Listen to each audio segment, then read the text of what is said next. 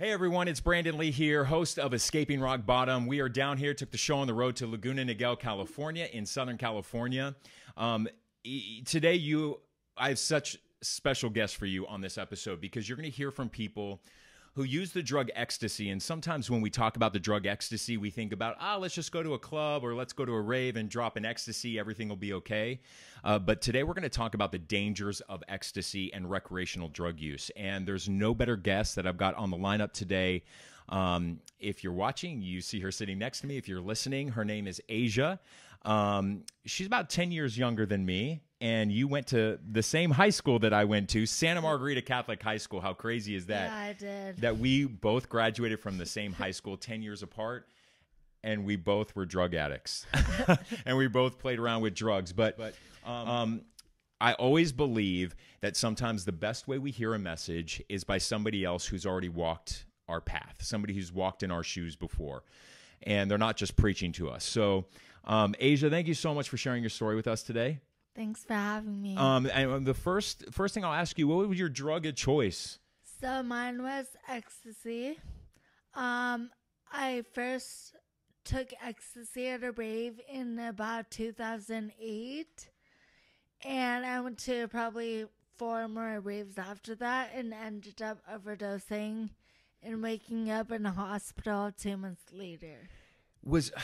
So how many times have you used ecstasy before that last real big trauma? About 4 times. You only used ecstasy 4 times and you Yeah. ended up in a coma for 2 months. Yeah. And I want people to understand that. I want people to understand that you don't have to be doing drugs for 5 or 10 years for it to finally catch up with you. You are somebody who is telling me today that you've used ecstasy 4 times, and on that 4th time you ended up in a coma for 2 months. Yeah. When you first were introduced to ecstasy in high school or, in that kind of youth culture, when your friends first asked you to do it, what was your thoughts, or what did you believe ecstasy was and what it would do?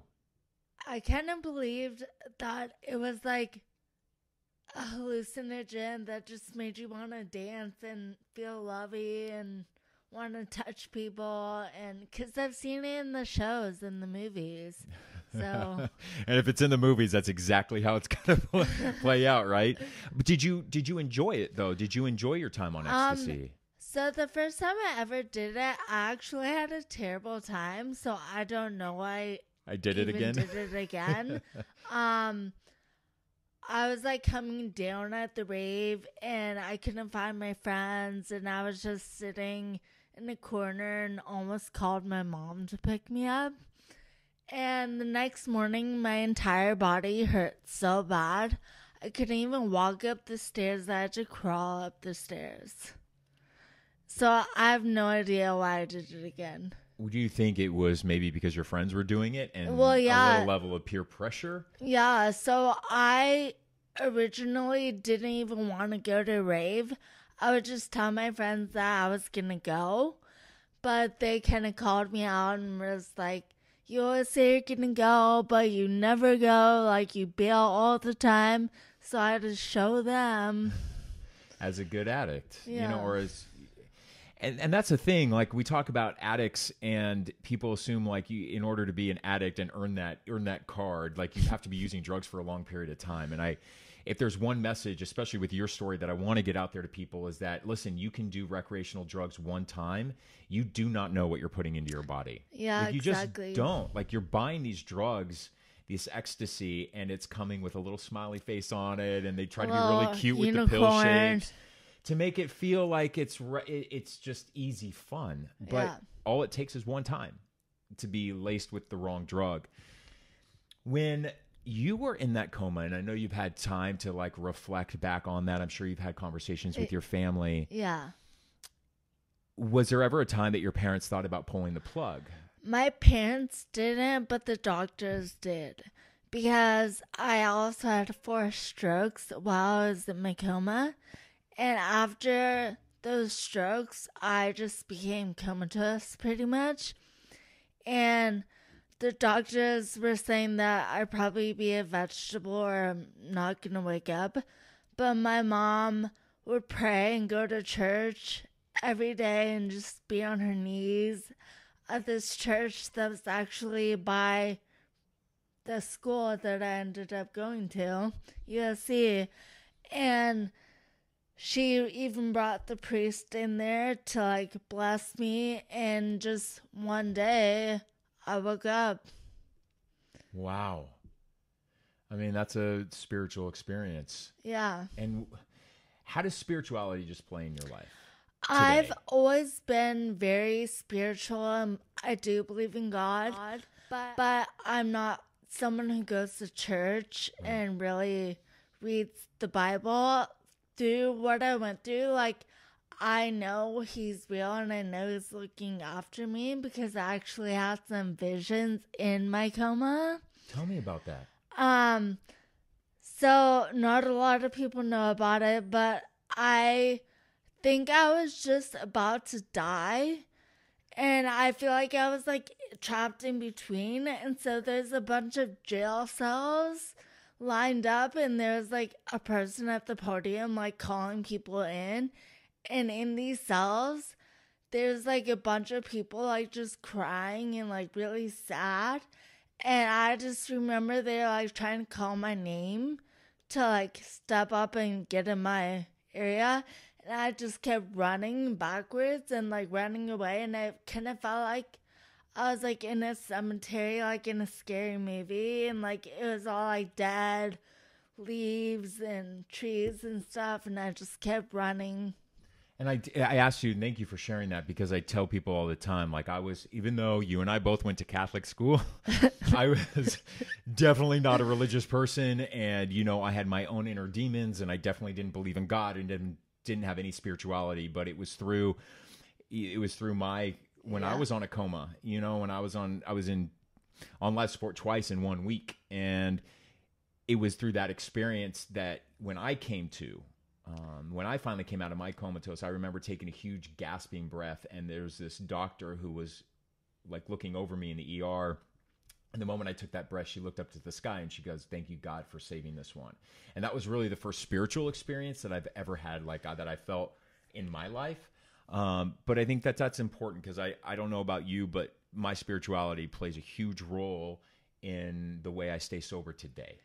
Yeah, my spirituality plays a role in everything I do today. So, because of that experience I had, I knew I had to speak out about what happened and not keep it dormant and be embarrassed about what happened and not tell people. So, I believe I have a safer reason, and that reason is to share my story and save lives. I love it. I'm going to give you a high five for that, because I tell people that is my purpose in living now. That I finally have found my purpose, and that, like everybody who knows me from Arizona or just knows me across the country, that yes, I've been a news anchor. I still love doing the news, but that is not my purpose in life. My purpose in life is not to read a teleprompter. Okay, my purpose in life is to, I believe, is to spread the message to help those who are struggling. And there's so many people who are struggling. And I'm able to do that because of my spirituality and the faith that I have in my higher power that guides me today. And I love the fact of your mission in life and what you're doing now. And tell me a little bit about what it's like when you go around and you speak to high schools and you're talking to other parents and you're talking to other kids who are about your age when they're, you know, when you were out there using ecstasy.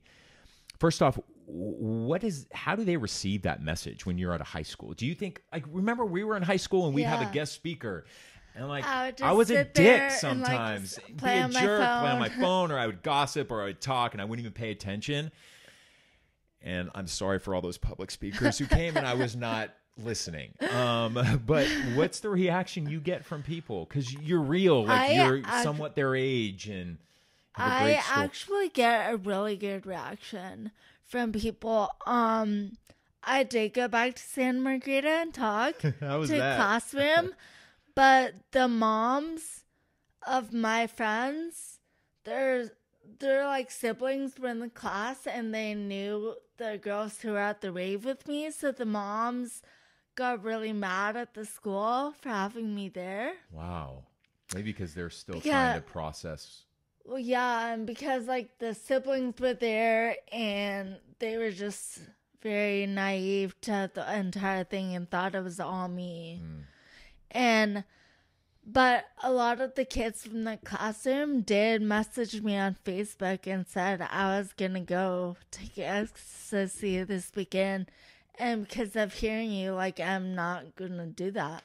I just got the goosebumps listening to that. I've gotten a lot of messages from kids from different schools saying that my story really touched them. I've actually been out, like, I went to a concert, a country concert a few months ago or something. And this girl ran up to me and she's like, "You're her." And I was like, "What?" She's like, "I saw your video. You came and talked to my school. You changed my entire life." And like just was hugging me for like 10 minutes. So it's weird, right? It's weird, but at the same time, like, doesn't it give you, I don't know, like when I get people reach out to me and I share my story, if I travel the country and I speak to huge conventions and I share my story about it. And when you have somebody come up to me and say like, "Thank you just for even speaking that," because a lot of times the reaction I get is no one ever shares that. Like no one ever shares about sex addiction or anything like that. But thank you because you just told my story, and it almost takes a weight off of them. Yeah. It feels great. It's awkward at first, but then afterwards, like, you just get this, like, feeling in your body. Like, I just possibly saved a life. Yes. And you did. And I think that, like, I don't know. I think that that's one of the reasons why I continue to stay sober is that fuels me.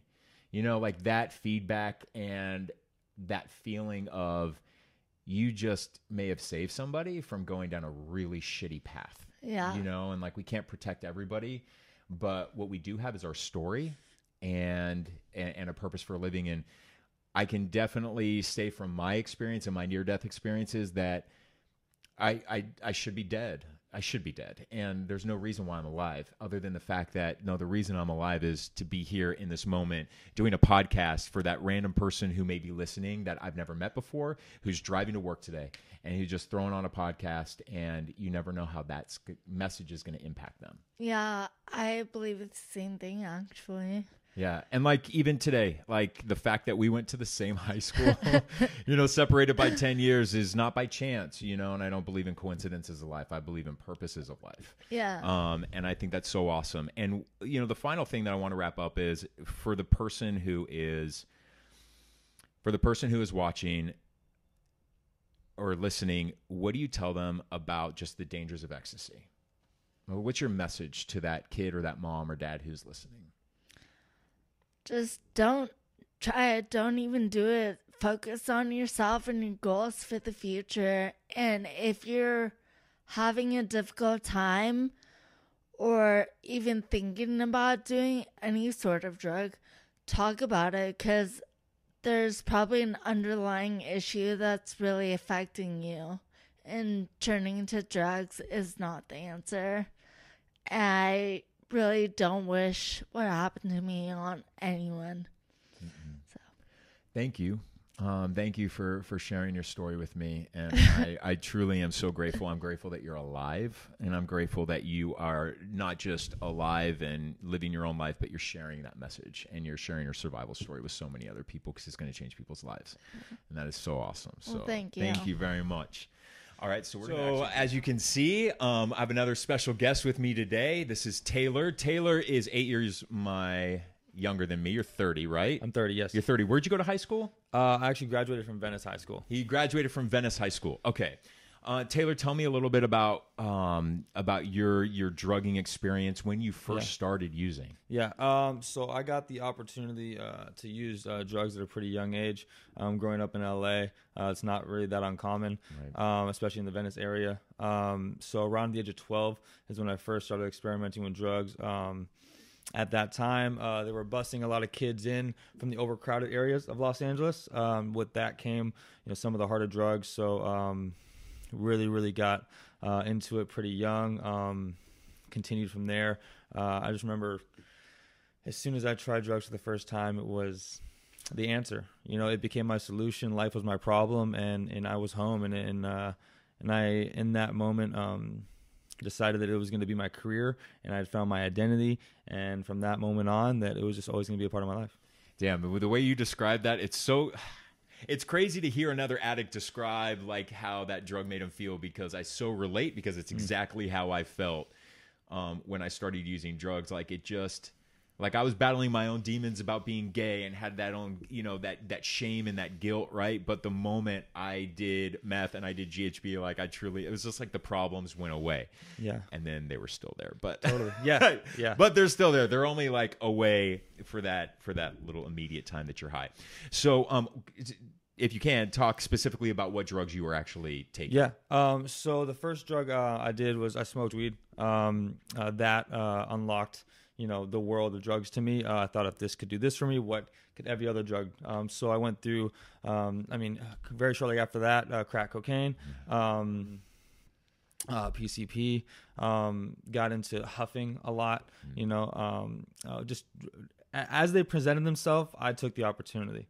You know, nothing was off limits. If it was there, it was happening. My best girlfriend, Hannah, who was on my podcast the other day, she's in treatment industry. She's got 17 years. She calls herself the garbage pail kid, because no matter what it was, she's like, what is that? Yeah, you got that? I'll take that drug. I don't care what it is. Absolutely. Just give it to me. Yeah, it was like, okay, what did it do, right? You know, that's that was it. And I was just kind of looking for the one, you know. I did the rave scene, loved it. That's when it was still fun.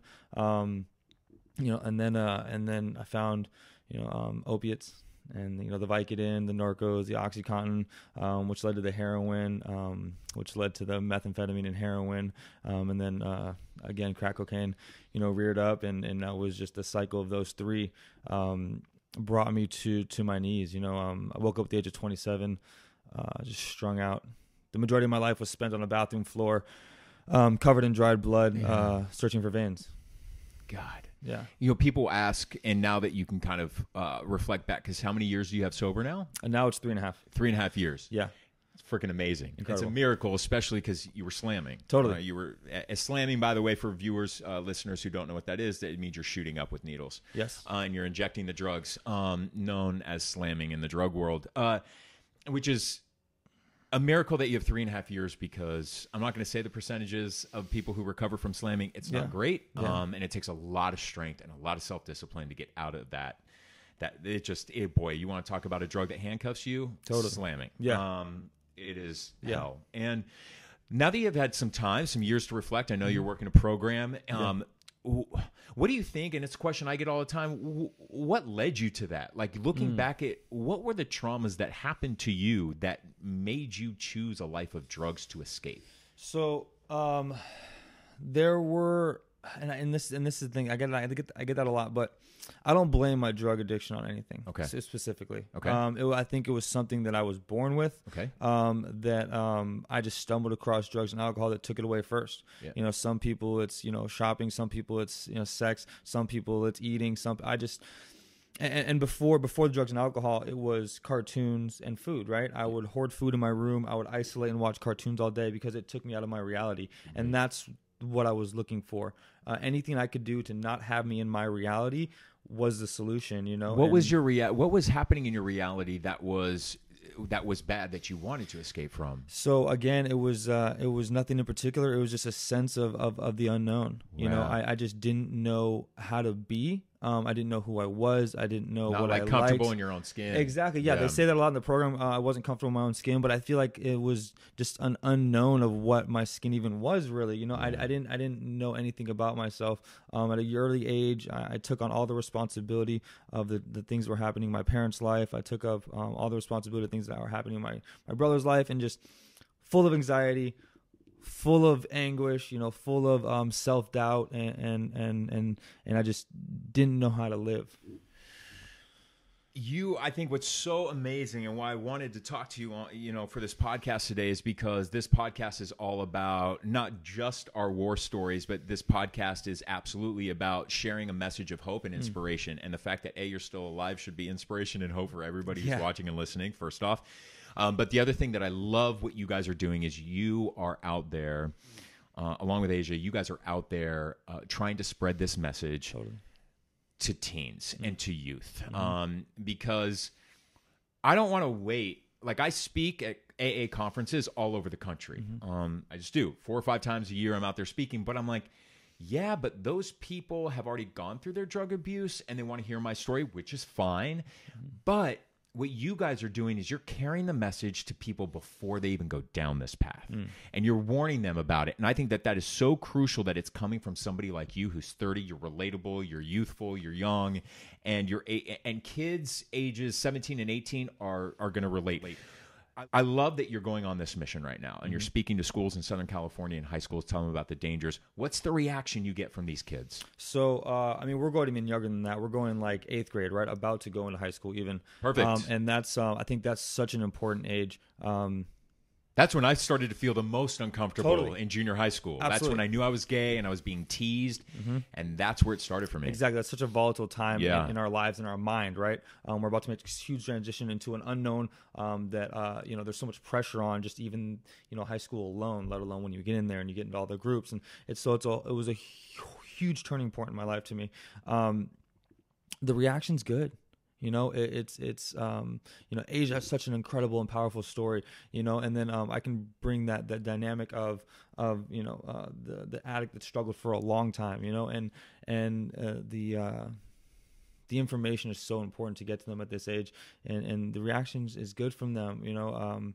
We just try to educate, and that's the number one thing. Like when I was there and the speaker came up and they were telling me that, you know, the only things were going to happen if you're a drug addict, like you're going to get AIDS and you're going to put your shopping cart, you know, and that's what's going to happen, right? And when those things didn't happen, I didn't think I was a drug addict. I didn't think it was an issue, you know. So we really try to dive deeper into, you know, this is what I felt like. This is the reason why I took the opportunity to do it. And, you know, if this is the feeling you get from the drugs, then maybe talk to somebody, you know, because we're all going to get the opportunity. That's just the world we live in, you know. But if you decide to do them and it makes you feel this way, or if you're doing it because of this, then there's really going to be more of a struggle for you, most likely. Right. You know, if you're doing it, you know, there's obviously the danger, like with Asia, there's obviously the danger. If you go out, you do it once, you know, you can have horrible consequences, you know, so don't try it, right?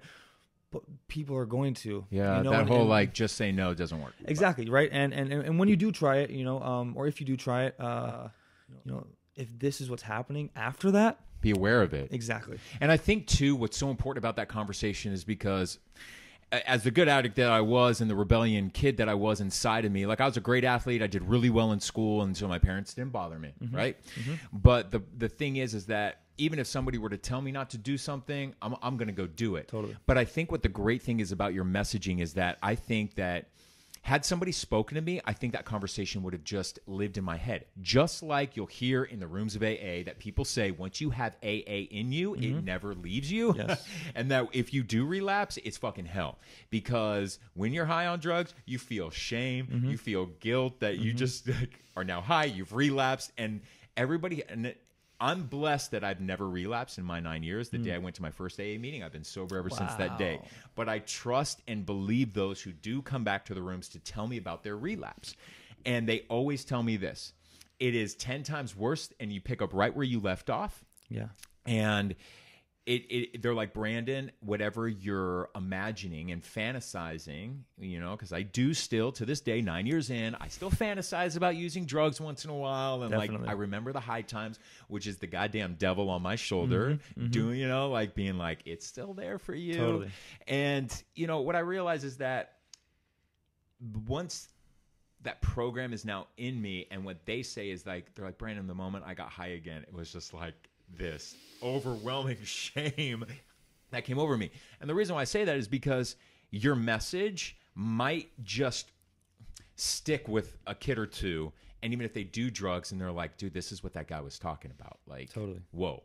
Totally. And which is the reason why we need to talk more about it and not be so guarded with our kids about it. And I think that is what's so beautiful about what you guys are doing, is that parents want to put their kids into a protective little bubble. Catholic schools want to put their little kids in this protective bubble. But the problem is that when those kids in Catholic school realize that the world ain't in that little glass bubble, and they go and experience the real world, that's when trouble hits. And I think that we just need to stop sugarcoating life for kids. Totally. And that's the one thing I ask the kids to do. Like, I don't ask them to do anything except for one thing, and that's believe what I'm telling them. Right. You know, that's it. I just, you know, a lot of the time we'll have a before picture of me, or I guess from where they're sitting, it's an after picture, right? It's from when I was like in the throes of my addiction. And I said something happened between where you're sitting in this picture, you know, and I'm not saying it's going to, but I'm just asking you to believe me that it could, you know, and that's literally all I want from them, because I used to sit there with that feeling of like, that'll never be me. Right. This guy's crazy. This guy's a loser. I'm never going to do that. I'm smarter than that. Totally. But if I thought that maybe, or if I believed, which, that by the way, if that's me, your reaction when you're hearing his story, it's a sign you got an issue. Totally. Yeah. That's a warning sign, mom right? and dad. If your child is like, hey, fuck this guy, he's like a loser, I'm never going to go that bad, that's a warning sign. Totally. Right. So yeah, if I had that thought of like a belief that could be me, maybe I would have gone down a different road. Okay. So, this podcast is all about stories of hope. What's your life like today? Oh my God, it's incredible. My life looks nothing like the life that I had when I was drinking and using. I am, most importantly, I'm a brother today. I'm a son today. I'm a husband today. I'm an uncle today. You know, I'm an example of hope that others can make it out. And that's truly what I try to focus in on. You know, I'm a homeowner. I'm actually going to Costa Rica tomorrow. Oh, that's amazing. Amazing 1 year wedding anniversary. Congratulations. So, thank you. Because these are things, I'm telling you, these are things like that. After my first podcast aired, I've had so many parents reach out to me being like, I have a 17-year-old son. He's addicted to heroin. I don't know what to do. Yeah. And the one thing that they responded to me, which I'm so excited that this podcast is going to air, is because these parents are giving up hope that something good can come of their son who's out there using, and they don't know where that son is. Yeah.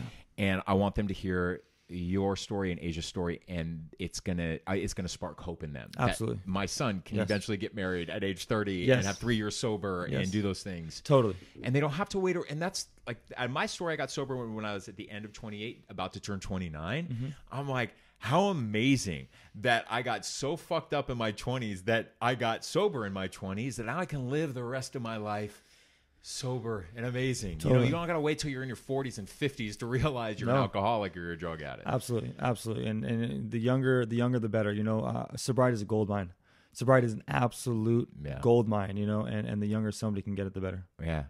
Man, thank you so much. Thanks for sharing your story. I appreciate it. Thank you at home for watching and listening. The website is escapingrockbottom.com. You can find it on iTunes. You can find it on Instagram, Facebook, YouTube. Just search Escaping Rock Bottom. Thank you to my guests today. They're awesome what they're doing, the message that they're out there delivering to youth.